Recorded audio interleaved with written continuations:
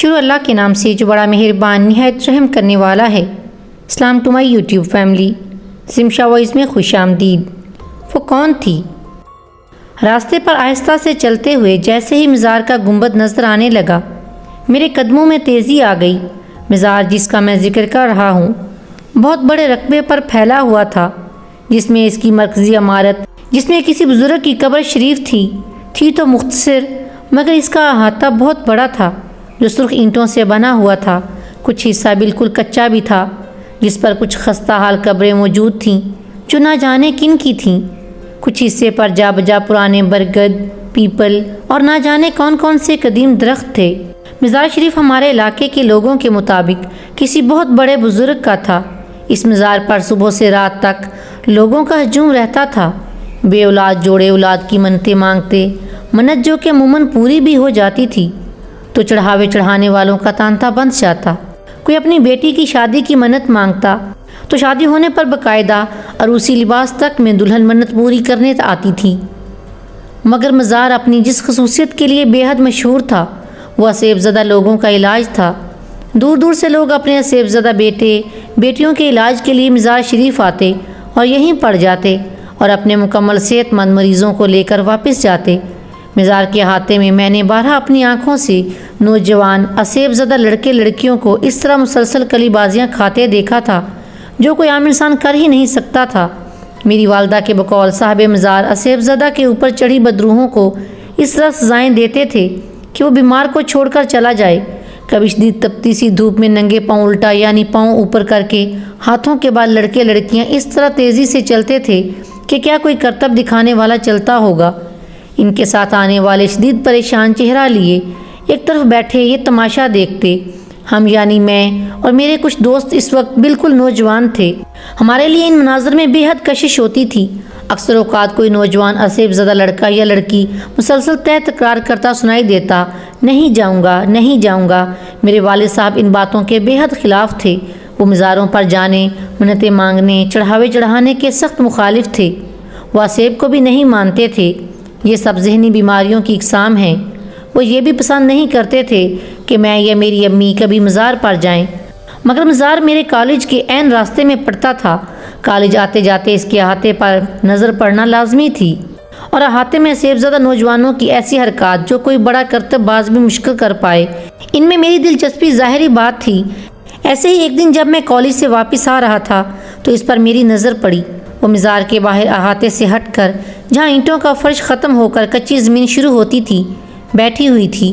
کوکے اس کے سر پر دوپٹہ اوڑھ کر اپنے ارد گرد اچھی طرح لپیٹا ہوا تھا، مگر پھر بھی خود اندازہ لگایا جا سکتا تھا کہ وہ بالکل جوان لڑکی ہے۔ اس نے اپنی ہتھیلیاں آپس میں جوڑی ہوئی تھیں۔ چہرے کا زیادہ حصہ دوپٹے میں چھپا ہوا تھا، مگر جتنا حصہ نظر آ رہا تھا وہ بے حد گورا اور خوبصورت تھا۔ گھر آ کر مزار شریف اور اس پر بیٹھی وہ لڑکی بالکل ذہن سے نکل گئی، مگر دوسرے دن صبح جب میں کالج جا رہا تھا تو اچانک میری نظر اس پر دوبارہ پڑی۔ وہ اسی طرح مزار کے احاطے میں زمین پر بیٹھی تھی۔ اس مرتبہ اس کا چہرہ پورا کھلا ہوا تھا۔ او میرے خدایا، اس قدر خوبصورت چہرہ میں نے کبھی نہیں دیکھا تھا۔ میرے قدم جیسے زمین نے پکڑ لیے۔ میں کافی دیر وہیں کھڑا رہا، مگر اس نے آنکھ اٹھا کر میری طرف نہیں دیکھا۔ کالج سے واپسی پر مزار کے قریب آتے ہوئے میری دھڑکن تیز ہونے لگی۔ کاش وہ نظر آ جائے۔ میں نے دل میں دعا کی، مگر اس وقت میری دعا قبول نہیں ہوئی۔ احاطہ تقریباً خالی تھا۔ اکا دکا موالی ٹائپ لوگ اینٹوں کے فرش پر دراز تھے، مگر وہ لڑکی کہیں نہیں تھی۔ مجھے لگا اب وہ واپس چلی گئی۔ میں نے سوچا مجھ پر اداسی چھا گئی۔ اس دن میرا دل پڑھائی میں بھی نہیں لگا۔ واپس آتے ہوئے میں نے مہم سی امید پر مزار کے احاطے میں جھانکا اور میرا دل تیز تیز دھڑکنے لگا۔ وہ سامنے کھڑی ہوئی تھی، دوپٹہ اس کے سر سے ڈھلکا ہوا تھا، اس کے بال چٹیا سے نکل نکل کر اس کے حسین چہرے پر بکھر رہے تھے۔ وہ اتنی خوبصورت تھی کہ میں یہ تک بھول گیا کہ میں کہاں کھڑا ہوں۔ اس وقت اس نے اپنی آنکھیں اٹھا کر مجھے دیکھا۔ اف، اس کی آنکھیں گہری سیاہ مگر اس قدر اداس، شاید یہ جس کے ساتھ آئی تھی وہ بہت بیمار ہے۔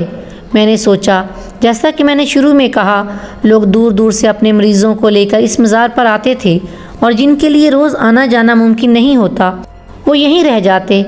مزار کے قریب میدان میں بے شمار چارپائیاں موجود تھیں جن پر عموماً اس طرح کے لوگ راتوں کو جیسا تیسا گزارا کرتے تھے اور دن بھر مزار پر گزارتے۔ مزار پر روز آ کر ہونے والے لنگر کی وجہ سے کھانے کا بھی مسئلہ نہیں تھا۔ وہ لڑکی شاید کسی دور کے شہر سے یہاں آئی تھی، اس لیے 3-4 روز سے یہی مقیم تھی۔ چند لمحے ایک دوسرے کو دیکھنے کے بعد ہم دونوں نے آنکھیں ہٹا لیں۔ میں تیز تیز قدموں سے گھر کی طرف بڑھنے لگا۔ قدموں سے زیادہ تیزی سے میرا دل دھڑک رہا تھا۔ یہ لڑکی، مجھے لگنے لگا مجھے اس سے محبت ہو گئی ہے۔ اس رات مجھے نیند نہیں آئی۔ دوسرے دن میں کالج جانے کے وقت سے پہلے تیار ہونے لگا، مگر قسمت سے ایسی بارش کی جھڑی لگی کہ کالج بند ہو گیا۔ میں تو شدید بارش میں بھی گھر سے نکل رہا تھا، مگر میرے کم بحث دوستوں نے فون کر کے کالج بند ہونے کی اطلاع کر دی اور فون اٹینڈ بھی والد صاحب نے کیا۔ تو اس وقت تو گھر سے نکلنے کا سوال ہی پیدا نہیں ہوا۔ بارش تھی کہ بند ہونے کا نام نہیں لے رہی تھی اور میرا برا حال تھا، کہیں ایسا نہ ہو وہ لڑکی اپنے گھر واپس چلی جائے، میں کبھی اس کو نہ دیکھ سکوں، اس سے بات بھی نہ کر سکوں۔ میرا دل ڈوبنے لگتا۔ نہیں کچھ بھی نہ ہو، مجھے اس سے بات کرنی ہے، اس کا پتہ ہو سکے تو فون نمبر بھی لینا ہے۔ میں نے پکا ارادہ کیا۔ شام تک میرا صبر جواب دے گیا اور میں دبے پاؤں گھر سے نکل آیا۔ صبح سے تیز بارش اب بوندا باندی میں تبدیل ہو گئی تھی، مگر تیز سردی اور ٹھنڈی ہواؤں کی وجہ سے سڑکیں سنسان پڑی تھیں۔ میں نے تیز قدموں سے راستہ عبور کیا۔ مزار تقریباً اندھیرے میں ڈوبا ہوا تھا۔ لائٹ گئی ہونے کی وجہ سے گنتی کے چند چراغ جل رہے تھے، ورنہ تو اس قدر چراغاں ہوتا تھا کہ رات بھی دن محسوس ہوتی تھی۔ میں نے اندر نظر ڈالی۔ کچی زمین بارش کی وجہ سے کیچڑ بنی ہوئی تھی۔ سرخ اینٹوں کا فرش دور تک خالی پڑا تھا۔ میرا دل بیٹھنے لگا۔ ایک امید کے طور پر میں مزار کے عقب میں گیا، جہاں بڑے سے میدان میں دور سے آنے والے لوگوں کے لیے چارپائیاں پڑی ہوتی تھیں۔ میدان بالکل خالی تھا۔ چارپائیاں دیوار سے لگا کر کھڑی کر دی گئی تھیں، حتیٰ کہ آج تو کوئی مجاور بھی نظر نہیں آ رہا تھا۔ میرا دل رونے کو چاہنے لگا تو گویا وہ چلی گئی، وہ واپس چلی گئی۔ نہ میں اس سے مل سکا، نہ بات کر سکا۔ رنج سے میرا برا حال تھا۔ مرے ہوئے قدموں سے میں مزار سے نکلنے لگا۔ میری نظر مزار شریف کی عمارت پر پڑی، مرکزی عمارت جس میں قبر شریف موجود تھی۔ میرے دل میں خواہش جاگی، چلو آج فاتحہ ہی پڑھ لوں۔ سیڑھیاں چڑھ کر چھوٹا سا برآمدہ کھول کر میں مزار کے اندر داخل ہوا۔ وہ بھی بالکل خالی پڑا تھا۔ میں نے فاتحہ کے لیے ہاتھ اٹھا دیے اور میرے منہ سے اتنی خوفناک چیخ نکلی کہ لگا خود میرا دل پھٹ جائے گا۔ فاتحہ پڑھ کر چہرے پر ہاتھ پھیر کر جب میری نظر اچانک اوپر پڑی، مزار کے بیچوں بیچ قبر کے عین اوپر چھت کے ساتھ، جی ہاں چھت کے ساتھ، وہ لڑکی الٹی لٹکی ہوئی تھی۔ اس کے کھلے بال جیسے زمین تک آ رہے تھے۔ اس کی آنکھیں، جی ہاں وہی آنکھیں جو مجھے اس دن ٹکرائی تھیں، تو میں اس کی محبت میں گرفتار ہو گیا تھا۔ آج جیسے خون بہا رہی تھیں۔ آج اس کا حسین چہرہ باقاعدہ کسی بدروح کا چہرہ تھا اور اس کے ہاتھ آپس میں جڑے ہوئے تھے جیسے معافی مانگ رہی ہو۔ میں پاگلوں کی طرح چیختا باہر بھاگا، نہ جانے کیسے گھر پہنچا اور بے ہوش ہو گیا۔ گھر والے بتاتے ہیں کہ مجھے تیز بخار چڑھ گیا تھا اور میں بہکی بہکی باتیں کرتا تھا۔ نہ جانے کتنے دنوں میں جا کر میں ٹھیک ہو سکا اور میں نے دوبارہ کالج جانا شروع کیا۔